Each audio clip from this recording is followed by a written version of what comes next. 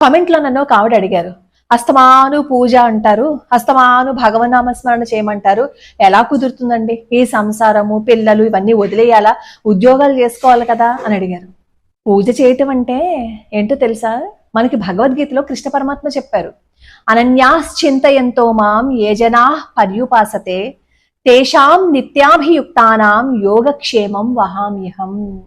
అనన్య చింతనతో నువ్వు నన్ను కొలిచినప్పుడు నీ యోగాన్ని, నీ క్షేమాన్ని నేను చూస్తాను కాదనలేదు, నేను వహిస్తాను అన్నారు. చూస్తానుకి వహిస్తానుకి ఎంత తేడా ఉందో తెలుసా? నేను వహిస్తాను, నీ భారాన్ని నేను మోస్తాను అన్నారు.